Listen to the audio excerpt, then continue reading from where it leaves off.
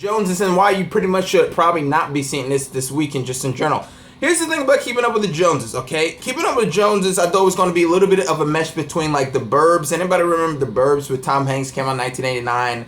Also with a mesh of like Mr. and Mrs. Smith. And unfortunately, it's not even on that level of even those movies. And those aren't even classics just to begin with. This movie itself is just one of those type of films that is a very strange combination. It's an action comedy, but it doesn't do either one kind of correctly. I feel like the action scenes in this movie is pretty sloppy, and to the point where I feel like there's not even anything really memorable just in general. And then that goes to the other side of the thing that's supposed to hold the weight up, which is pretty much the comedy just in general. The comedy itself can be sometimes hit or miss, particularly it misses a lot. There could be some slightly kind of like, awkward interactions between the Joneses and, Elsa Fisher and Zach Galifianakis that sometimes kind of feel funny, but overall, sometimes they just kind of feel like they're big misfires just in general. Now, you're probably wondering the big question that you're probably going to write in the comment section, well, how's Gal Gadot acting? Well, I can tell you this right now, her acting, which is pretty much has been the exact same shit from fucking 999 to the movie with fucking Kevin Costner to Batman v Superman to this. She's had 4 movies this year.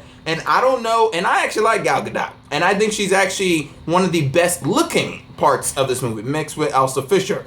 But as for like acting wise, it's the same shit. I mean, like it hasn't even progressed. And I don't know what it is, but I'm telling you this right now, girl. If Wonder Woman is a big hit for Gal Gadot, I hope she chooses better projects. Jon Hamm is probably also one of the best parts about this movie. And the cast actually do a pretty good job. Unfortunately, the movie, I feel like it's containing the actors in such a shitty script to the point where there's nothing really else to kind of go from. I feel like the actors are so contained in this movie, just in general, to the point where you can never even do anything else, just to put that very clear. I do feel like this movie tried. I feel like it tried to go for an R rating just in general, and I feel like maybe the studio kind of pushed it back because I feel like this movie really could have benefited from some kind of like vulgar humor. I don't think it would have really changed that much of a difference, but I think overall it just kind of is what it is. The movie doesn't really have that many laughs to it, and then the movie just kind of drags on. The best parts of the film tend to kind of be when the Joneses are trying to solve or actually not the Joneses, but like Galifianakis and Elsa Fisher is pretty much trying to solve who the fuck the Joneses are. Once that mystery kind of comes to an end, you don't give a fuck really about it because the premise is pretty much there and you can kind of bite your time or at least write the fucking shit better